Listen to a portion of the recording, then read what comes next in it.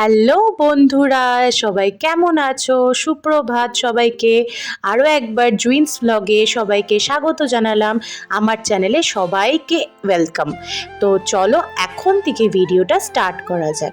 তো এখন কিন্তু আমি দেখো ঘর মুছছি। তো সকালের যে মাম্মামের হরলিক্স খাওয়া, তারপর আমি ফ্রেশ হয়ে বাসি জামা কাপড় মেলে ঠেলে এসেছি, বিছানা গুছিয়েছি। তো ওগুলো আর ভিডিও শ্যুট করা হয়নি, যেহেতু মা এসেছে, সবাই নিশ্চয়ই আগের ব্লগে দেখেছে। তো মায়ের সাথে একটু গল্পও করছিলাম, যার জন্য আর ওইগুলো শ্যুট করা হয়নি। তারপরে আমি এখান থেকে শ্যুটটা করছি বাসি ঘর ঝাড় দেওয়ার পর। আর মাম্মামেরও জল খাবার বলতে হরলিক্স খাওয়া হয়ে গেছে, মাকে চা করে দিয়েছে, আমিও চা বিস্কুট খেয়েছি। তো বাড়ির সবাই চা বিস্কুট খাওয়া কমপ্লিট। তো আমি ভাবলাম যে ঘরটা ঝাড় দিয়ে ঘরটা মুছে নিই, যেহেতু থাম্বনেল দেখে নিশ্চয়ই বুঝে গেছো তোমরা কি রিলেটেড ভিডিওটা চলেছে। তো সেই কারণে যে ভাবছি তাড়াতাড়ি করে ঘরটা মুছে নিই, যেহেতু নিমন্ত্রণ আছে, বাড়িতে রান্না করার কোনো ঝামেলা নেই। আর ভাবছি যেহেতু নিমন্ত্রণর বাড়ি কারোর বাড়িতে যাবো, তো নিশ্চয়ই দাদার বাড়ি একটু তাড়াতাড়ি না গেলে, বেশি লেট করে গেলে একটা খারাপ দেখায়। তার জন্য ভাবলাম তাড়াতাড়ি করে কাজটা করে নিই। আর এদিকে দেখছিলে মাম্মাম উঁকি মারছে। মাম্মামের চুলটা না, সামনের চুলটা একটু লম্বা হয়ে গেছিলো বেশি, তার জন্য মা একটু কাঁচি দিয়ে কেটে দিয়েছে। তো মাকেই বলেইছিলাম ফোন করে যে মা তুমি আসলে এটা করে দিও। তো মা এই চুলটা কেটে দিয়েছে। তো মা আসলে না আমার এই কাজগুলো না খুব ভালোভাবে হয়ে যায়। মা আসলে আমি অনেক কাজ ধরিয়ে দিই। মা কোথায় আসবে, মেয়ের বাড়িতে একটু রেস্ট নেবে তা না, এখানে এসেও মাকে আমি কাজই ধরিয়ে দিই হাতে।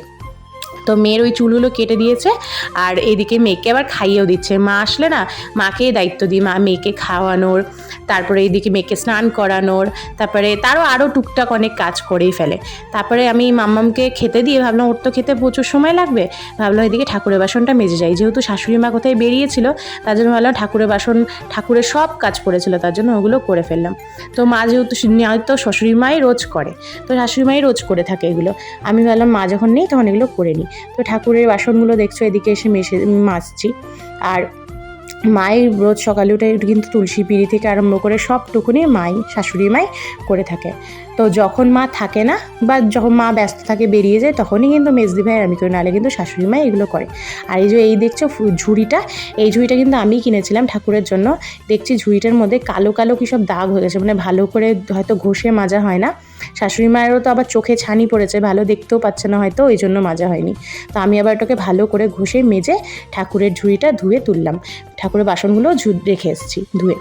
তারপরে এদিকে তুলসী পেড়ে যেহেতু ধোয়া হয়নি, ভালো করে ধুই। শাশুড়ি মা কি করে বালতিতে জল নিয়ে একটা কাপড় নিয়ে ভালো করে যেমনি ঘর মোছে, এরকম ঘর মোছার মতন মোছে।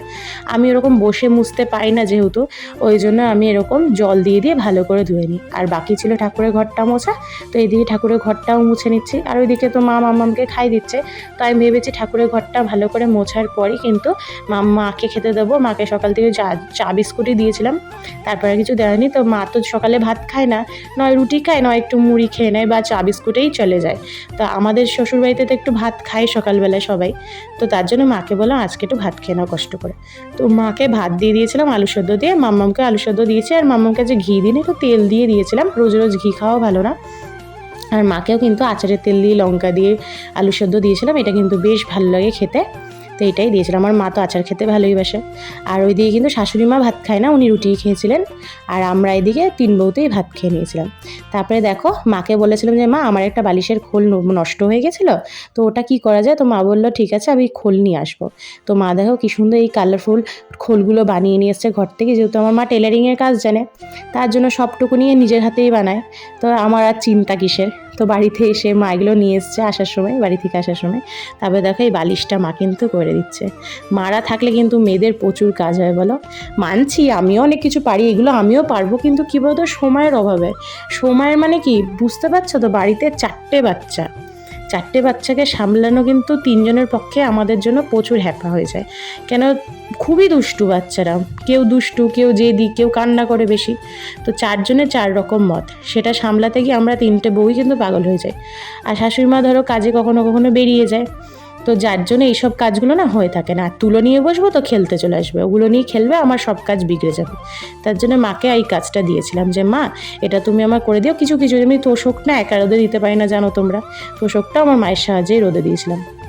তো দেখো এদিকে ওইটা মাকে দিয়ে এসে, তারপরে যেহেতু রান্না বান্না নেই, তাই ওরা এক দিদি ভাই আর এরা সবাই মিলে কি টিভিতে দেখছিল মাম্মামরা, তা আমিও একটু বসে গেলাম দেখতে। তাহলে দেখে নি, তাই বলো না অনেকক্ষণ হয়ে গেছে, তাড়াতাড়ি করে স্নানটা করে নিই। স্নানটা করতে গেছি, তো এদিকে যাবো। আর তার আগে বলেছিলাম মা মাম্মামকে একটু স্নান করিয়ে দিয়ে ওকে রেডি করে দিও। তো মা কিন্তু দেখো মাম্মামকে স্নান করিয়ে দিয়েছে আর এদিকে ড্রেস পরিয়ে দিচ্ছে। আর ওর ঠাম্মা এসেছে, কোথায় গিয়েছিল কাজে, সেখান থেকে চলে এসছে। তারপরে কিন্তু আমিও স্নান করে চলে এসেছি। আজকে ভেবেছিলাম যে তেল মাথা চুলেই চলে যাই, কিন্তু পরে ভাবলাম যে না, চুলগুলো এতটাই পাতলা, তেল লাগিয়ে গেলে দেখতে বড্ড বিচ্ছিরি লাগবে, তার জন্যই কিন্তু শ্যাম্পু করাটা। তো শ্যাম্পুটা করে নিয়েছি। আর আজকে কিন্তু নিমন্ত্রণটা কিসের ব্রত, বাৎসরিক পালন করা হচ্ছে, বছর কি যেটাকে বলে, তো সেই উৎসেই নিমন্ত্রণ। আর নিমন্ত্রণটা কিন্তু খুব কাছেই, একদমই সামনের বাড়ি, দাদাদের বাড়িতে, তো ওখানেই চলে যাব। তো দেখো মেয়েদের যে রোজ কাজ থেকে স্নান করার পর সিঁদুর পরা, সেটাই আমি করছি। তারপরে কিন্তু অনেকক্ষণ আমি রোদে বসেছিলাম চুল শুকানোর জন্য, তবে চুল টুল শুকিয়ে গেছিলো। তারপরে এই ভিডিওটা কিন্তু অনেকক্ষণ পরই করেছি, প্রায় তখন 3টে বাজে। তো দেখো এই শাড়িটা বের করেছে, এটা কিন্তু বাংলাদেশের শাড়ি, আমাকে একজন কাকিমা শাশুড়ি গিফট করেছিল। তো এই শাড়িটাই পরে নিয়েছি সাদা আমার হাকোবা ব্লাউজ দিয়ে। তো এই ব্লাউজটা আমার খুব পছন্দ, আমার এটা একটা ফেভারিট হোয়াইট কালারের, আমার খুব ইচ্ছে ছিল একটা হোয়াইট কালারের ব্লাউজ না, তো এটার সাথে এই জাম কালারের শাড়িটা পরে নিয়েছি, জামদানিটা। তো খারাপ লাগছিল না, ভালোই লাগছিল। তারপরে এই যে চুল টুল আঁচড়ে নিচ্ছি, যেহেতু বাৎসরিক কাজের কোনো নিমন্ত্রণ, তার জন্য আর সাজগোজের তো কোনো গল্পই আসে না, শুধু চুলটা বেঁধে সিঁদুর পরে ব্যাস, এটাই আমার কাছে কমপ্লিট। তো এদিকে সেটাই করছিলাম। আর সিঁদুরটা একটু ভালো করে পরে নিচ্ছিলাম, যেহেতু শ্যাম্পু চুল না, ওই জন্য এলোমেলো হয়ে গেছিলো সিঁদুরটা, ওই জন্য ভালো করে একদম টান টান করে পরলাম, যাতে ভালো লাগে দেখতে। আর এদিকে কিন্তু প্রায় 3:30 বেজে গেছিলো, 3টের দিকে রেডি হতে আরম্ভ করেছি, যেহেতু সবাই মিলে একসাথে বেরোবো ভেবেছি। তো এই দেখো আমার কিন্তু রেডি, আমি কমপ্লিট। আর ওইদিকে দিদিভাইরা রেডি হচ্ছে, আর ভেবেছিল আদিবাবুকে ঘুম পাড়িয়ে দিয়ে যাবে, কিন্তু আদিবাবু আর ঘুমায়নি। তো সব বাচ্চারাই জেগেছিলো, সব বাচ্চাগুলোকেই নিয়ে যাওয়া হয়েছিল।